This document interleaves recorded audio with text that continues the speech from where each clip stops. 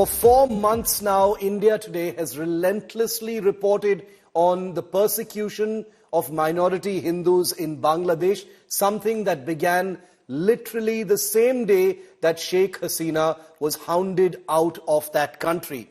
Between the 4th of August and the 20th of August, according to local accounts, as many as 1,500 different attacks had taken place in that country.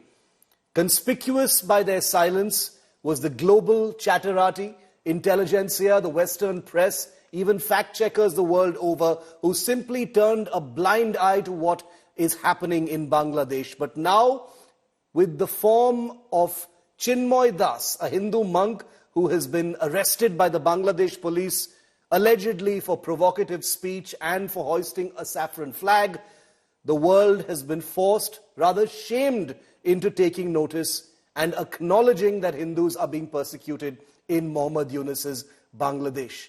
Well, tensions remain high in the country as protests have now intensified across Bangladesh, demanding the release of former ISKCON monk Chinmoy Krishnadas. In a major development and clearly under pressure of threat, of being closed down, of being banned, ISKCON Bangladesh has distanced itself from the monk.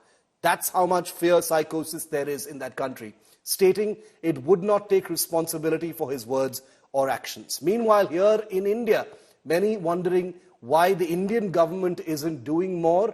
Well, discussions are taking place. Prime Minister Modi and the External Affairs Minister reportedly held a meeting to discuss the Bangladesh situation. There will be a brief in Parliament as well very soon. Here's the full story of what we know so far.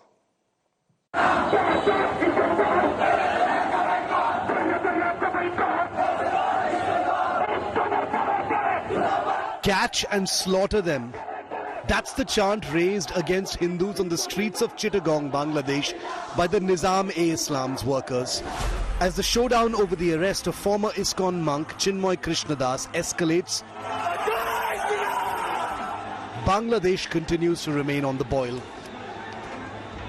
Terrorist branding कर दिया है कि ISKCON के भक्त terrorist branding है और वो लोग बोल रहे हैं कि हम लोग इस्कॉन के एक एक भक्त को पकड़ पकड़ कर काटेंगे मारेंगे तो इस तरह की तो लैंग्वेज यूज किया जा रहा है लेकिन जब सरकार की तरफ से भी ऐसे बयान आने लगते हैं तो इतने बड़े जो भी माइनॉरिटीज हैं वो लोग बहुत ही अपने को असुरक्षित महसूस कर रही है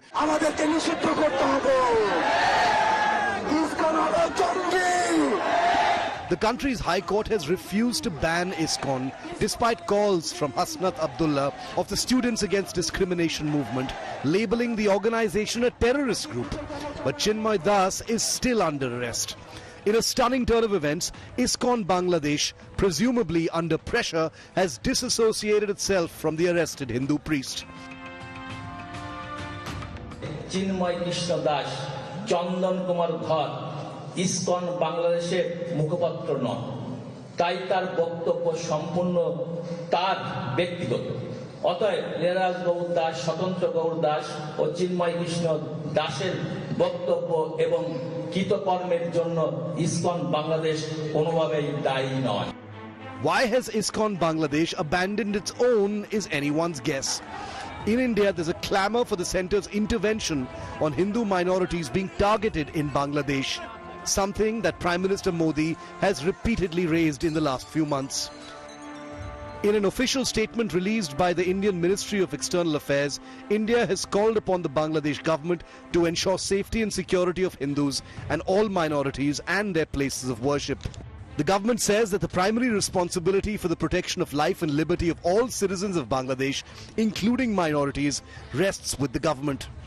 With tensions mounting, External Affairs Minister Dr. S. Jaishankar discussed the situation in Bangladesh with Prime Minister Modi, a top-level meeting. Jaishankar is also expected to brief Parliament on the issue soon.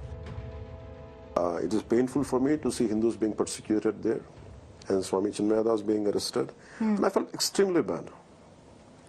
And I feel whether it is, it gives me votes, it doesn't give me votes, I don't care. It's from a peaceful man who is seeking fundamental rights being violated, Hindu society is being marginalized, being attacked, temples being desecrated. they are living in fear. I think the man is representing their voice in a very peaceful demonstration. I think it is a matter of urgency, it's a news of urgency. It should be given the attention it needs. West Bengal Chief Minister Mamata Banerjee declared atrocities on anyone, be it Hindus or Muslims, will not be tolerated. She's also said that she will support the Modi government's stand on this issue. There were protests in solidarity with Bangladeshi Hindus in Jammu as well. Here in the streets of Jammu, you can see that the activists of Shiv Sena, Uddhav Balasaheb Thackeray, are up in arms. They are demanding that Hindus should be protected, their rights should be safeguarded.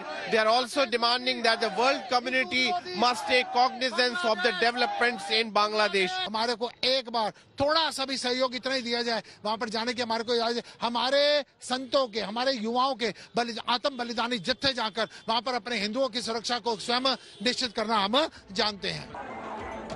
The Hindu minority in Bangladesh, which constitutes only about 8% of its 170 million population, has faced hundreds of attacks since the fall of former Prime Minister Sheikh Hasina's Awami League government on August the 5th. Bureau Report, India Today. Now, at the beginning of the political uprising in Bangladesh in August, when Sheikh Hasina was chased out of that country, when the Mohammad Yunus government was installed, there were lots of claims and counterclaims over what kind of persecution was taking place. There was some misinformation, there was some fake news, but all of that was used to divert from what was definitely happening to Hindu minorities in Bangladesh. Let's put out some numbers which we can corroborate. Between August 5th and 20th, this is what is being reported by Bangladesh's most respected newspaper, the Pratham Alo. They have faced action for actually sending out their reporters to all parts of Bangladesh to report on persecution of minorities. They report that 1,068 attacks took place between just August 5th and 20th. 15 days, 1,068 attacks on Hindu houses and businesses, including 22 temples attacked. Between September and November, they report over 2,000 attacks on minority homes and businesses, including temples. 49 districts across Bangladesh saw attacks on Hindus. Prominent among them, 79 attacks across various periods of time in Dhaka, the capital. 295 attacks, this is the maximum, in Khulna, which continues to be sensitive. 209 attacks, 19 attacks took place in Rangpur, and 183 attacks have taken place in Mymensingh. I should give a caveat here that this data is only till around September, October. We don't know about details after that, because anyone reporting on the persecution of Hindus and other minorities in Bangladesh are facing threats from the government. The police is calling on them, and there is absolutely no freedom of press in Bangladesh at this point of time. Therefore, there is a code of silence over what the reality really is. The horrors that may be taking place in Bangladesh may be far worse than what we are reporting. Now, here's a demographic look at the Hindu population in Bangladesh. Once a large chunk of the population in that country, it has been in steady decline. In 1951, the Muslim population was 76%. Most of the rest was the Hindus. In 2001, the Muslim population in Bangladesh rose to 89.7%, now stands at 91.6%.